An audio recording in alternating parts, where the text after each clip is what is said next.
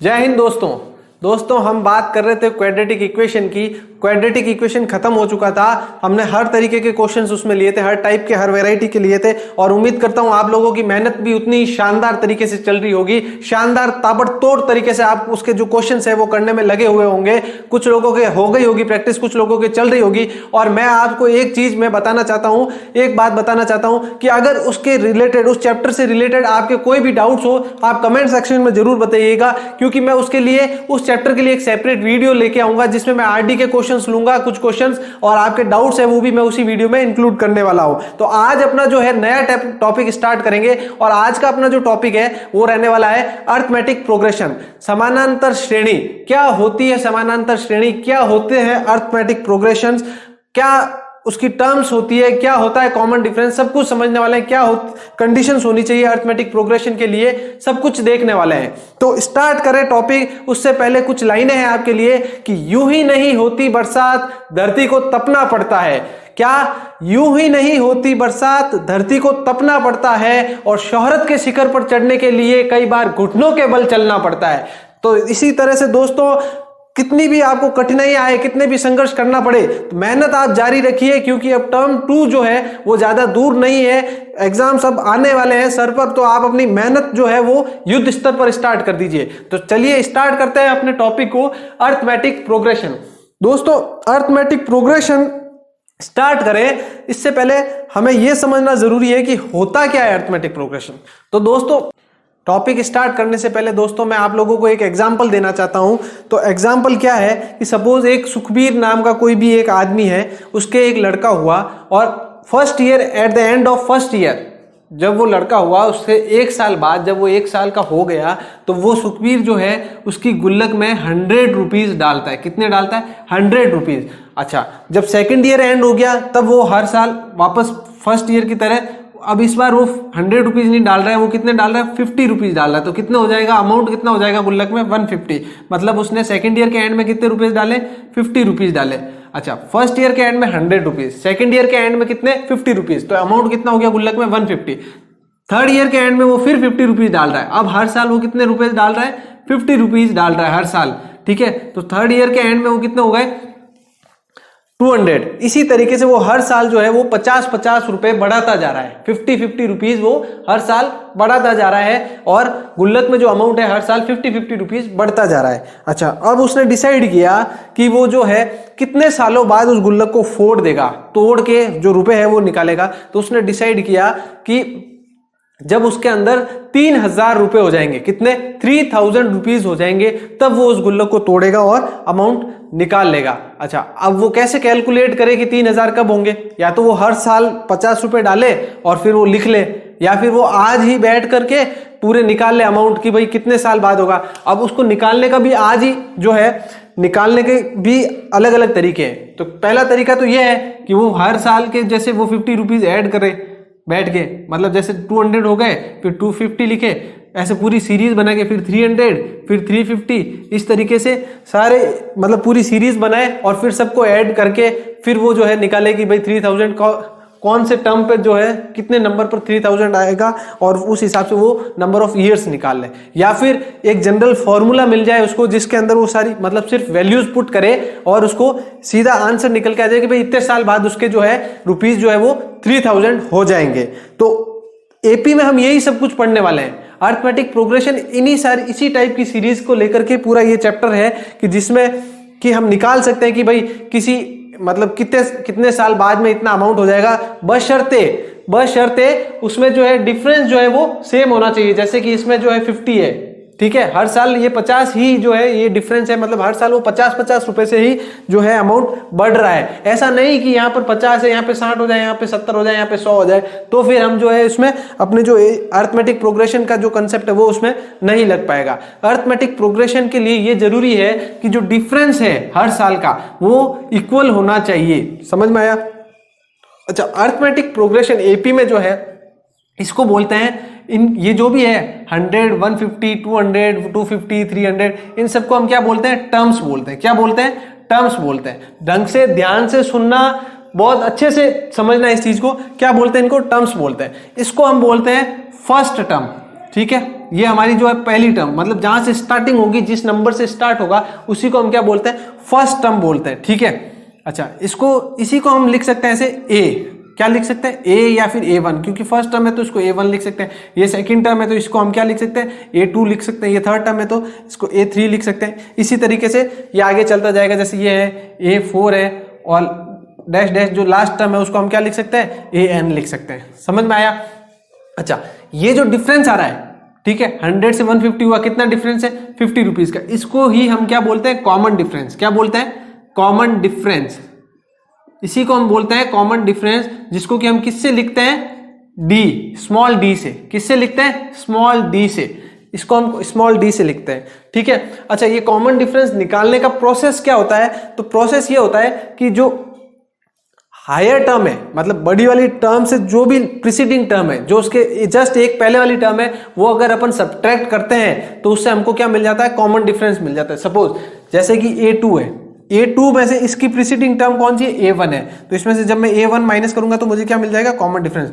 Try कर लीजिए, ये जैसे 150 है तो 150 में से मैं ये 100 माइनस करूंगा तो मुझे क्या मिल जाएगा, 50 मिल जाएगा। तो इसी तरीके से कॉमन डिफरेंस मिलता है कि जब एक टर्म में से उसकी प्रीसीडिंग टर्म को हम सब्ट्रैक्ट कर देते हैं तो हमें क्या मिल जाता है, कॉमन डिफरेंस मिल जाता है। यहां तक समझ में आया?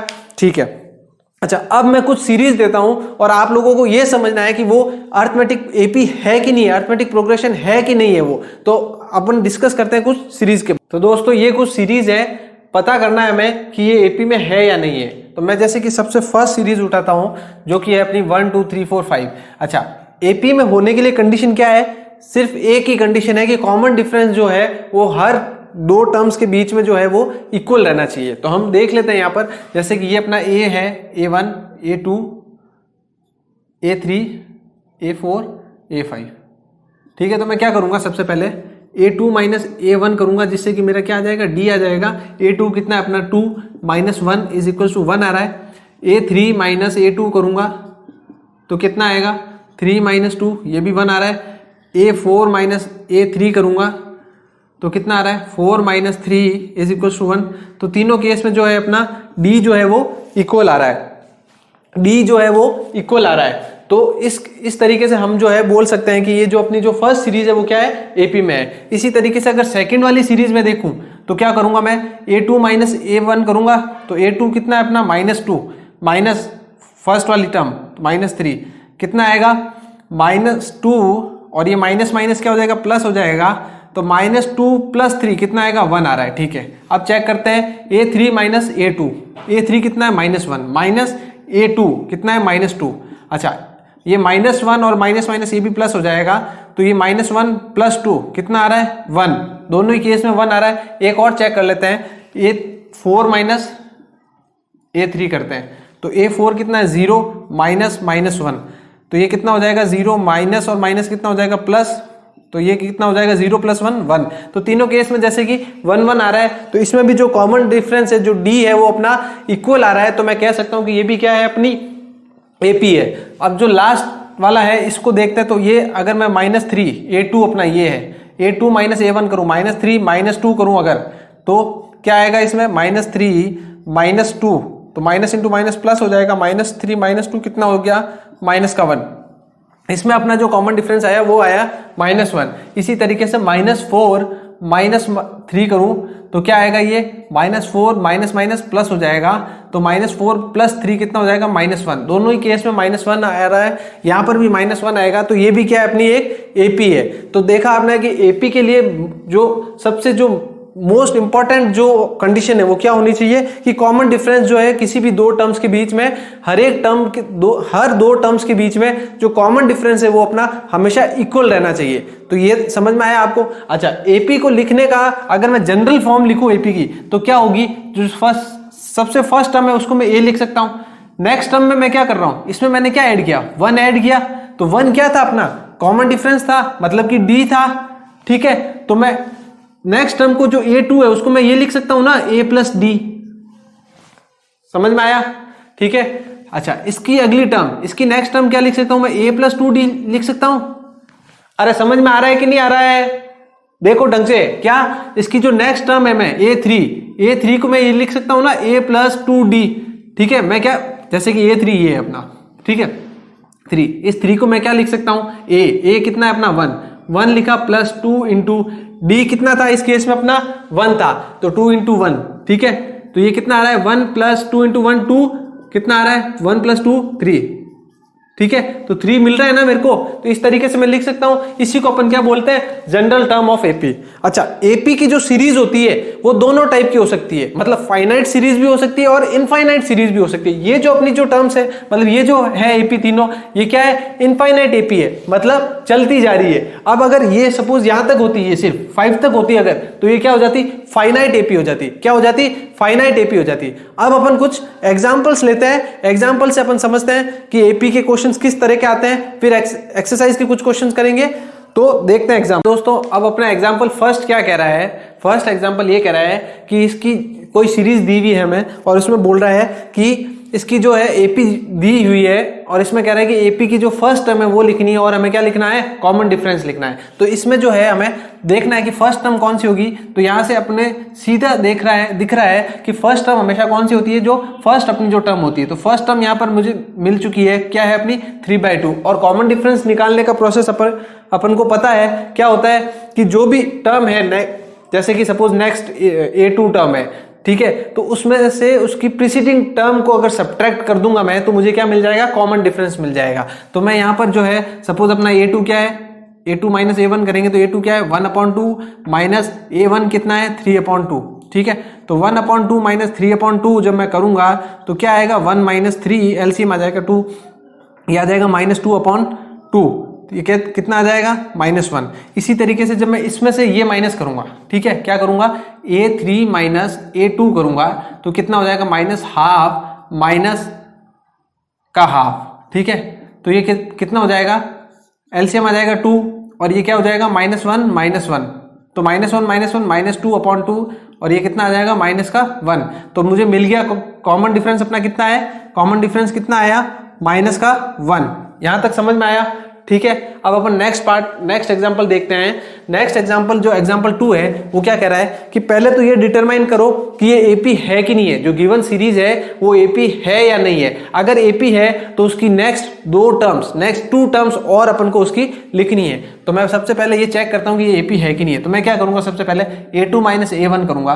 अपनी जो प्राइम कंडीशन, जो मोस्ट इंपॉर्टेंट कंडीशन होनी चाहिए एपी के लिए, क्या होनी चाहिए कि कॉमन डिफरेंस हमेशा इक्वल आना चाहिए। तो इसमें देखेंगे कि कॉमन डिफरेंस इक्वल है कि नहीं है। तो क्या है 10 माइनस 4 क्या आ रहा है 6, A3 माइनस A2 करूं क्या आएगा 16 माइनस 10, कितना आ रहा है इसमें, ये भी 6 आ रहा है। A4 माइनस A3 करूं तो कितना आ रहा है 22 माइनस 16 कितना आ रहा है, ये भी 6 आ रहा है। तीनों केस में कॉमन डिफरेंस इक्वल आ रहा है, इसका मतलब क्या है, ये एपी है। अब इसकी नेक्स्ट 2 टर्म अगर मैं लिखूंगा तो क्या करूंगा, मैं इसमें 6 प्लस कर दूंगा, ठीक है। अरे कॉमन डिफरेंस प्लस ही तो करते हैं, जब अगर नेक्स्ट टर्म निकालनी तो क्या करूंगा, कॉमन डिफरेंस प्लस करूंगा ना, समझ में आया, ठीक है। तो अब मैं क्या करूंगा, इसमें कॉमन डिफरेंस प्लस कर दूंगा। तो इसमें जब कॉमन डिफरेंस प्लस करूंगा तो 22 प्लस क्या करूंगा मैं 6 करूंगा तो कितना आ जाएगा 28, तो ये आ जाएगा 28। इसकी नेक्स्ट टर्म निकालनी है तो इसमें फिर 6 प्लस कर दूंगा, फिर से 6 ऐड कर दूंगा, इसमें 6 ऐड करूंगा तो ये हो जाएगा 34। ये 2 नेक्स्ट टर्म हो गई इसकी। अगर डायरेक्ट निकालना है तो ये कौन सी टर्म है, 28 जो टर्म है वो अपनी कौन सी टर्म है, A5 निकालने का जो डायरेक्ट अगर आपको निकालनी है A5 तो क्या करूंगा मैं A5 जैसे कि अपने समझी थी जनरल फॉर्म क्या होती है उसी तरीके से A5 निकालूंगा तो क्या होगा A प्लस 4D, A अपना क्या है 4, यहां पर A पुट कर दो, A की वैल्यू जो फर्स्ट टर्म है 4 इंटू D कितना है 6, ठीक है। तो 4 प्लस 4 इंटू 6 कितना होता है 24, 4 प्लस 24 28, समझ में आया। तो ये डायरेक्ट ऐसे भी निकाल सकते हैं अपन। अच्छा, अब इसका जो सेकंड पार्ट है वो क्या, थर्ड पार्ट वो देखते हैं, चेक करते हैं कि एपी में है कि नहीं है। तो मैं क्या करूंगा, सबसे पहले A2 माइनस A1 करूंगा तो कितना आएगा 2 माइनस का 2, तो ये हो जाएगा 2 माइनस इंटू माइनस प्लस 2, तो 2 प्लस 2 कितना हो जाएगा 4, ठीक है। अच्छा, तो A3 माइनस A2, ठीक है, -2 माइनस 2, तो ये हो जाएगा माइनस और -4। तो इसमें देख लिया अपन ने कॉमन डिफरेंस इक्वल नहीं आ रहा है, यहाँ +4 आ रहा है, यहाँ पर क्या आ रहा है -4 आ रहा है। तो ये सीरीज एपी नहीं है, समझ में आया, ये एपी है ही नहीं, तो हम इसकी नेक्स्ट 2 टर्म्स नहीं। अच्छा बच्चों, अब एक्सरसाइज 5.1 के क्वेश्चंस लेते हैं। 5.1 का जो फर्स्ट क्वेश्चन है उसका फर्स्ट पार्ट क्या कह रहा है कि in which of the following situations does the list of numbers involve make an arithmetic progression and why. तो हमें देखना, चेक करना है कि कौन सा जो है पार्ट में एपी बना रहा है, जो सीरीज है वो एपी बनेगी या और बनेगी तो क्यों बनेगी। ठीक है, तो इसका जो फर्स्ट पार्ट है वो हम लेते हैं। क्या कह रहा है, the taxi fare after each kilometre when the fair is ₹15 for the first kilometre. क्या कह रहा है, जो फर्स्ट किलोमीटर है, जो पहला किलोमीटर है, उसके लिए रुपीज जो 15 है वो उसने फिक्स कर दिए हैं। ठीक है, और अब कह रहा है अब हर एक एडिशनल किलोमीटर के लिए वो उसमें कितने रुपए प्लस ऐड करेगा, ₹8। तो 15 + 8 कितना होता है, 23। ये सेकंड किलोमीटर के लिए, ये फर्स्ट किलोमीटर के लिए और ये सेकंड के लिए। थर्ड किलोमीटर के लिए फिर इसमें 8 प्लस कर दूंगा मैं।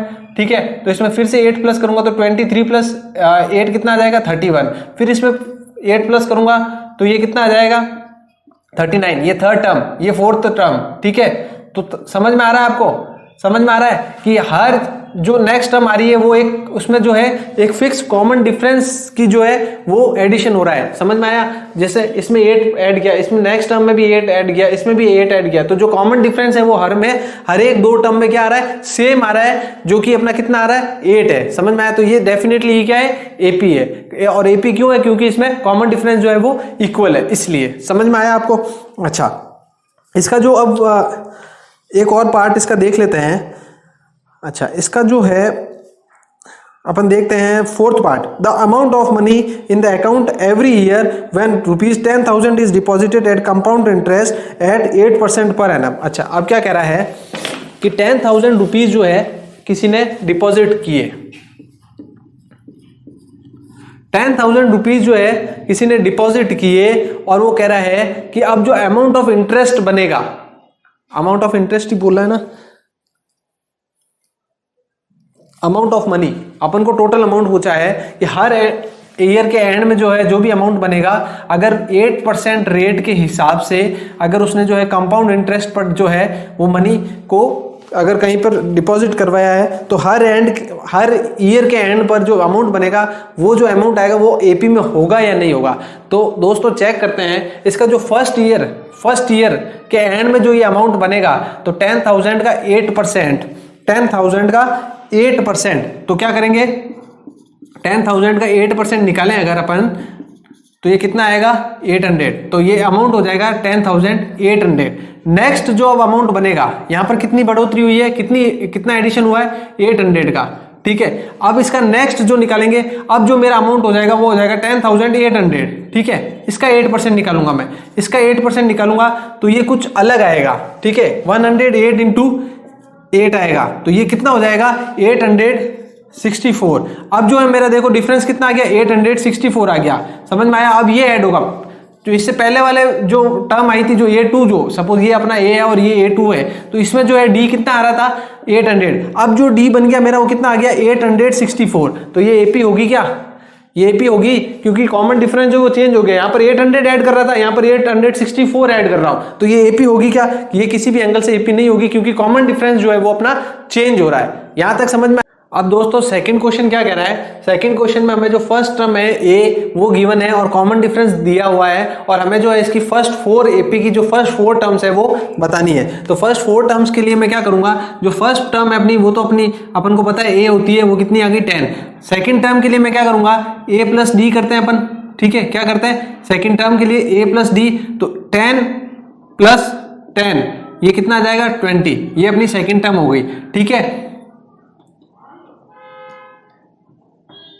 A1 कितनी हो गई, 10, A2 आ गई अपनी, A3 अगर मैं निकालूं तो A प्लस 2D आता है, A3, तो A कितना है अपना 10 प्लस 2 इंटू डी कितना है 10, ये कितना आ जाएगा 10 प्लस 2 इंटू 10 कितना हो जाएगा 20, और 10 प्लस 20 कितना हो जाएगा 30। ठीक है, A4 निकालते हैं। A4 क्या कह रहा है, A प्लस 3D होगा। ठीक है, A कितना है अपना 10 प्लस 3 इंटू डी कितना हो गया 10, तो 10 प्लस 3 इंटू डी 30, 10 प्लस 30 कितना हो जाएगा 40। ठीक है, ये फर्स्ट 4 टर्म्स आ गई। इस केस में अगर मैं निकालूं तो ये मेरा कितना है, जो फर्स्ट टर्म होगी A1 वो कितनी हो जाएगी -1। A2 निकालूं, अगर A2 निकालूंगा तो क्या करूंगा, A1 प्लस या फिर A प्लस डी। अच्छा, A1 कितना है अपना -1 प्लस D कितना है हाफ, अब -1 प्लस हाफ करेंगे तो क्या होगा, एलसीएम लेंगे, एलसीएम कितना आएगा 2, यहाँ पर कुछ नहीं है तो क्या है 1, 1 और 2 का एलसीएम 2। अच्छा 2 1 की टेबल में 2 कितनी बार आता है 2 टाइम्स, तो -2 प्लस 2 की टेबल में 2 1 टाइम्स, तो ये कितना हो जाएगा 1, तो -2 + 1 माइनस का 1 कितना आया -1/2। A3 निकालूं अगर मैं, A3 निकालने के लिए क्या करूंगा, A + 2D करूंगा, A + 2D, तो A कितना है मेरा -1 प्लस 2 × D कितना है मेरा, D है अपना 1/2। अच्छा तो -1 + 2 × ये 2 से 2 कट हो जाएगा तो कितना हो जाएगा प्लस का 1, -1 + 1 कितना हो जाएगा 0। ठीक है, यहां तक समझ में आया। ठीक है, A4 निकालते हैं, A4 निकालूंगा तो A + 3D, A + 3D -1 + 3 × 1/2। ठीक है, ये -1 + 3 × 1 3/2, एलसीएम लेंगे 2 आएगा, 1 की टेबल में 2 टाइम्स, तो ये -2 प्लस 2 की टेबल में 2 1 टाइम, तो ये 3, -2 + 3 तो कितना आएगा +1/2। तो ये अपनी फर्स्ट 4 टर्म्स हो गई क्वेश्चन नंबर सेकंड की। ठीक है, सेकंड का कौन सा पार्ट है, ये 4th पार्ट है। तो ये 2 पार्ट मैंने करवा दिए, बाकी पार्ट्स जो है आप घर पर ट्राई करना, और नहीं समझ में आए तो आप कमेंट बॉक्स में डाल देना। अब क्वेश्चन नंबर अपन 4th करेंगे, 4th में देखते हैं। अच्छा दोस्तों, अब क्या कह रहा है क्वेश्चन नंबर 4th, क्या कह रहा है कि जो हमें गिवन सीरीज है, पहले तो ये हमें फाइंड आउट करना है कि ये एपी है या नहीं है। अगर एपी है तो हमें कॉमन डिफरेंस निकालना है और आगे की 3 टर्म्स निकालनी है, 3 मोर टर्म्स हमें आगे की जो नेक्स्ट जो फर्दर टर्म्स है वो हमें निकालनी है। तो सबसे पहले तो मैं ये चेक करता हूँ ये एपी है या नहीं है। एपी चेक करने के लिए क्या करूंगा, मैं सबसे पहले डी निकालूंगा। डी कैसे निकालते हैं, A2 - A1 करूं मैं, तो A2 कितना है 3 + √2 - 3 करूंगा तो ये कट हो जाएगा और ये कितना आ जाएगा √2।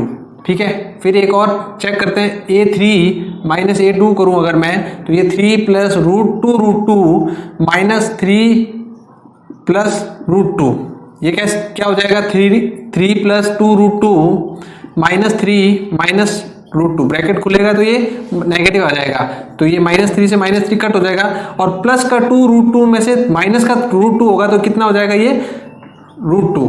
अच्छा, अब एक और चेक कर लेते हैं, A4 - A3 करके भी देख लेता हूं, 3 + 3 √2 A3 क्या है अपना 3 + 2 √2।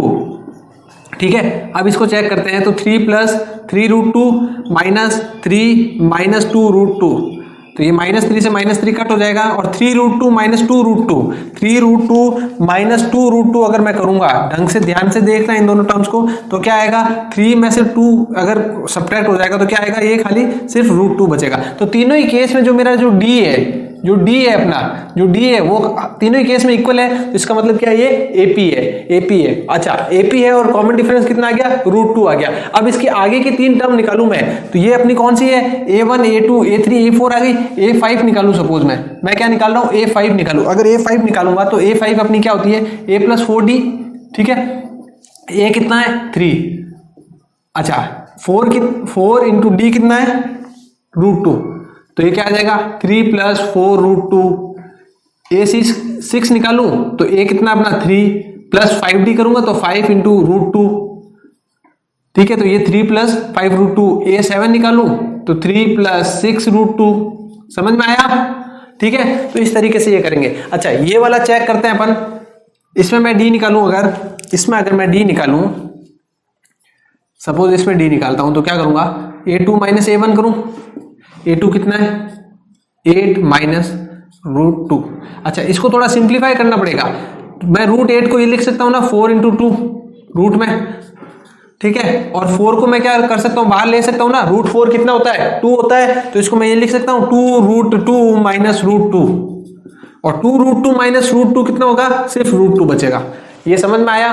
ठीक है, नेक्स्ट इसका एक और करते हैं, इसका कॉमन डिफरेंस निकालते हैं। A3 - A2 करता हूं तो A3 कितना है √18 -A2 कितना है √8।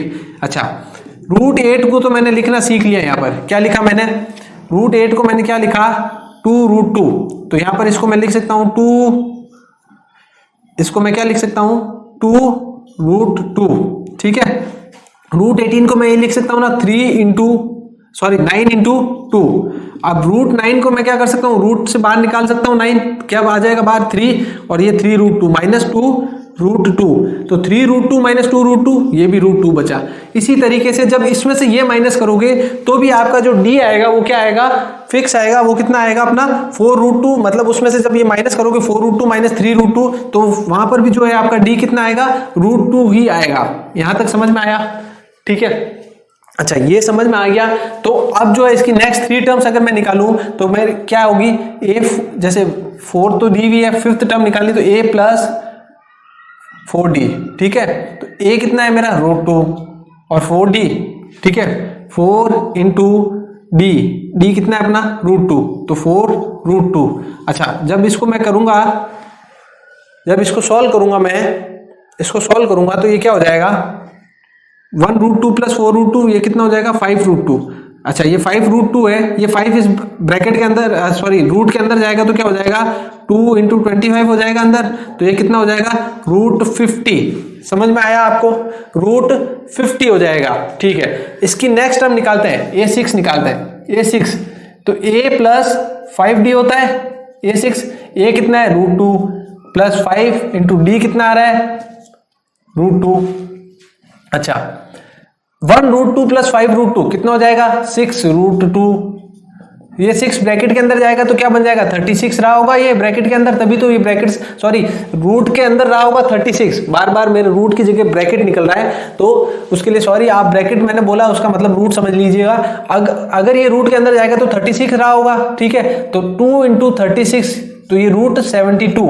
समझ में आया? a7 निकालनी है अगर, a7 निकाल लेते हैं। a7 क्या होगा a प्लस 6d, ठीक है, a कितना है √2 प्लस 6 इंटू d कितना अपना √2, ठीक है, तो 1√2 प्लस 6√2 7√2 रहा होगा, ठीक है। अगर ये 7 इस रूट के अंदर जाएगा तो कितना हो जाएगा ये 49 हो जाएगा। 49 इंटू अगर मैं 2 करूं तो ये कितना आ जाएगा 98, तो √98 हो गया ये। समझ में आया आपको? तो इस तरीके से ये क्वेश्चंस करने हैं। बाकी जो भी क्वेश्चंस है आप घर पर ट्राई जरूर करना। एक्सरसाइज 5.1 पूरी कंप्लीट कर लेना। नेक्स्ट वीडियो में अपन जो है इसकी नेक्स्ट जो एग्जांपल्स है और उसके आगे अपने जो एक्सरसाइज है वो सारी अपन सब कुछ देखेंगे। तो बने रहिएगा। वीडियो अच्छा लगा हो तो आप लाइक और शेयर जरूर करना, और चैनल सब्सक्राइब नहीं किया हो तो चैनल सब्सक्राइब जरूर कर लेना। तब तक के लिए thank you, have a nice day.